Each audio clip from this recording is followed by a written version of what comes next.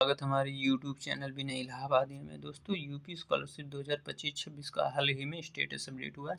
तो most common question है सभी बच्चों का, जिन बच्चों का स्टेटस में प्रॉब्लम है कि उनका स्कॉलरशिप आएगा या नहीं आएगा, और आएगा तो कब आएगा। तो इस वीडियो में दोस्तों फुल सोल्यूशन देखने वाले हैं कि आपका स्कॉलरशिप आने वाला है या नहीं आने वाला है। जो बच्चे चैनल पर नए हैं प्लीज़ इसको सब्सक्राइब करें एंड लाइक करें। तो दोस्तों, जो आपका प्रॉब्लम है हमने 3 कैटेगरी में इसको डिवाइड किया है।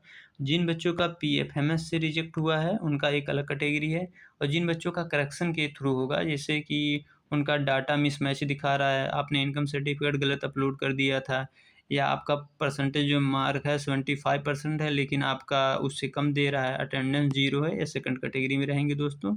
और एक एक कैटेगरी की बात करेंगे कि मतलब मैक्सिमम आने वाला किस कैटेगरी में है। वो कैटेगरी वाइज नहीं, ऑल ओवर कैटेगरी की बात कर रहे हैं, लेकिन जो प्रॉब्लम है इसको 3 कैटेगरी में। एक कैटेगरी ये होगा कि आपका जो इन बच्चों का केवल पेंडिंग है और सब कुछ सही है। तो दोस्तों, वीडियो को पूरा देखिए जिससे सब कुछ आप समझ पाएँ। देख सकते हैं आपकी कॉमन क्वेश्चन जो है उसको मैंने लिया हुआ है। तो दोस्तों, हम बात कर लेते हैं जिन बच्चों को पीएफएमएस से रिजेक्ट हुआ है, इन बच्चों का क्या है। तो पीएफएमएस से ये समझिए, बहुत सारे बच्चे समझिए कोई सेटिंग ऐसा नहीं है। पीएफएमएस होता है पब्लिक फाइनेंस मैनेजमेंट सिस्टम होता है। तो दोस्तों, एक चीज़ बहुत सारे बच्चे ये है जो एनपीसीआई समझ रहे हैं। तो एनपीसीआई जब आपका ओपन होता है तो आधार से लिंक होता है, आपका बैंक अकाउंट आधार से लिंक होगा। तो दोस्तों, एमपीसीआई आपका हो गया। एमपीसीआई और डीबीटी ये अलग है। तो ये एक समझने का प्रयास मत करें, बहुत सारे बच्चे कंफ्यूज हैं। तो ये समझिए डीबीटी क्या होता है, डायरेक्ट बेनिफिट ट्रांसफ़र। तो दोस्तों, ये एक चीज़ समझिएगा कि जब भी कोई गवर्नमेंट सेक्टर का पैसा आता है तो डीबीटी के थ्रू आता है। और जैसे आपका स्कॉलरशिप आना हुआ तो वो डीबीटी के थ्रू आएगा, यानी गवर्नमेंट का जितना भी सेक्टर का पैसा आया। जैसे आप गैस बुकिंग करते हैं, उसकी सब्सिडी की कैसे आती है, आपकी डीबीटी थ्रू आती है। या ये समझिए जितना भी गवर्नमेंट का पैसा आएगा वो डीबीटी के थ्रू ही आएगा, और डीबीटी ऑन होगा तो ही आएगा, और नहीं ऑन रहा तो रिटर्न हो जाता है।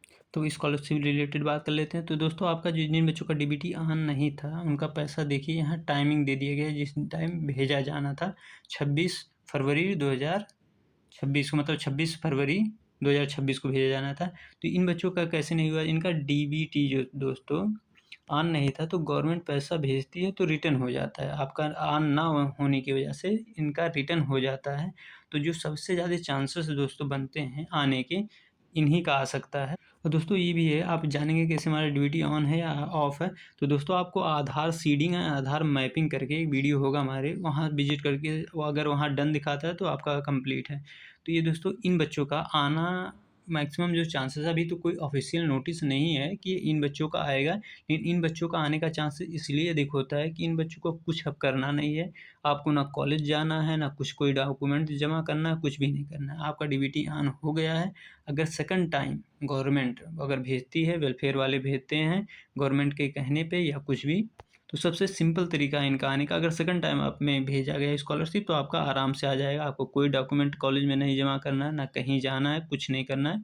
बस ये है कि भी कोई ऑफिशियल नोटिस नहीं है कि जिन बच्चों का डीबीटी में प्रॉब्लम है उनका सेकंड में भेजा जाएगा। तो ऐसा जैसे होता है आपका स्कॉलरशिप तुरंत आ जाएगा, क्योंकि आपका ऑन हो चुका है।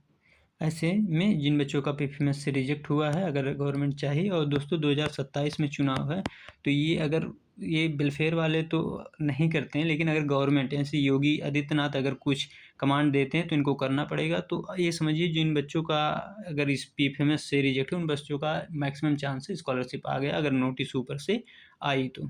क्योंकि इसमें कुछ नहीं करना होगा, अगर खाली उनको पैसा भेजना होगा सेकंड टाइम में, बस आपका स्कॉलरशिप आ जाएगा। दोस्तों, वीडियो पसंद आ रहा है तो लाइक एंड सब्सक्राइब करें। दोस्तों, बात कर लेते हैं पेंडिंग की। जिन बच्चों का सब कुछ वेरीफाई है, इनका ये भी वेरीफाइड है, और जितना पहले है ये सब वेरीफाइड हो चुका है, केवल पेंडिंग है। तो बच्चे मोर देन सेफ हैं, इन बच्चों का स्कॉलरशिप आएगा। एससी और एसटी वाले बच्चों का कुछ सब कुछ सही है, जिससे उनका केवल पेंडिंग है, और वो भी डिस्ट्रिक्ट से है, तो इनका आ जाएगा स्कॉलरशिप। क्या होता है, पहले पेंडिंग दिखाता है तभी स्कॉलरशिप आ जाता है, तो ऐसा नहीं है। इन बच्चे का अभी कोई गलती नहीं है, सब कुछ सही है। इन बच्चों का आने का मैक्सिमम चांस है और आएगा इन बच्चों का। आपको पता होगा एससी और एसटी वाले बच्चे का स्कॉलरशिप जो सेकंड इंस्टॉलमेंट आती है जून में आती है, तो इन बच्चों का तो करेक्शन हो ही जाएगा। तो पेंडिंग वाले बच्चे बिल्कुल परेशान ना हो। दोस्तों, लास्ट लास्ट में बताऊंगा आपका फाइनली क्या करना है। तो दोस्तों, ये स्टूडेंट है जिन बच्चों का सस्पेक्ट लिस्ट में नाम आया हुआ था, या तो इनका डाटा मिसमैच है। देखिए 59% 50% इनका शो हो रहा है। आपने अपना इनकम सर्टिफिकेट लगा दिया था फादर के प्लेस पे, आपका जो नंबर है, अटेंडेंस ज़ीरो है, ये सब दिक्कतें जो हैं इस कैटेगरी में मैंने सेकंड में रखा था। तो इस कैटेगरी वाले बच्चों पे बात कर लेते हैं। इस कैटेगरी वाले बच्चों का स्कॉलरशिप आना थोड़ा-सा मुश्किल है, क्योंकि इनका जो प्रोसेस है वो थोड़ा लॉन्ग प्रोसेस होने वाला है। क्योंकि अगर आपका करेक्शन है, जैसे इनकम सर्टिफिकेट वाले बच्चे का, जब तक करेक्शन ओपन नहीं होगा आपका नहीं सही हो सकता है। तो करेक्शन एकदम ओपन होगा, फिर कॉलेज में आप जाएँगे, फिर वहाँ से आप फॉरवर्ड कराएँगे, फिर कल्याण विभाग आएगा, फिर आपका वेरीफ़ाई होगा तो फिर आएगा। ये थोड़ा लॉन्ग प्रोसेस हो जाएगा। और जिन बच्चों का जैसे परसेंटेज में दिक्कत हो रहा है, ये सब में दिक्कत हो रहा है, इनका तो स्क्रूटनी के थ्रू होगा। कॉलेज में आपको डॉक्यूमेंट जमा करने पड़ेंगे अगर दोबारा गवर्नमेंट ओपन करती है कि इन बच्चों का भी स्कॉलरशिप देना चाहिए। तो आपका भी थोड़ा लंबा प्रोसेस हो सकता है दोस्तों। दोस्तों गवर्नमेंट है तो करा सकती है, क्योंकि इस 5 से 7 दिन में ये सब काम हो सकते हैं। और दोस्तों यूट्यूब चैनल को मेरे सब्सक्राइब करके रखिए, अगर आता है तो बहुत जल्दी ही एक काम होगा। जिन बच्चों का सस्पेक्ट लिस्ट में है जल्दी से कॉलेज फॉरवर्ड होगा, तो आपकी गलती ना हो। तो ये वाले बच्चे समझे हैं, आपका आने का चांस थोड़ा कम है। लेकिन 2027 में चुनाव है, जब भी चुनाव होता है दोस्तों तो गवर्नमेंट ज़्यादा ध्यान देती है।